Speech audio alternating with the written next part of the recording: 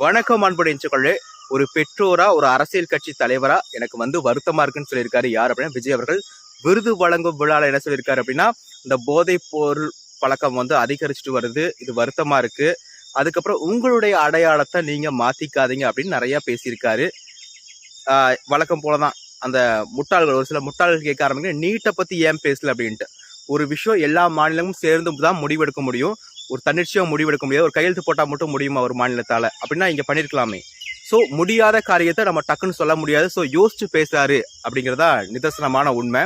இன்னொன்னு பாத்தீங்க அப்படின்னா, அவருடைய அரசியல் வருகை இப்பவே நிறைய பேருக்கு வயிறு எரிய ஆரம்பிச்சிருச்சு. இன்னும் அரசியலுக்குள்ள முழுசா அவர் ஈடுபட்டு எல்லா மேடையிலும் பேச ஆரம்பிச்சார் அப்படின்னா இங்க நிறைய பேத்துக்கு அவ்வளவுதான், வயிறெல்லாம் ஃபுல்லா எரிய ஆரம்பிச்சிடும் அப்படின்னு சொல்லலாம்.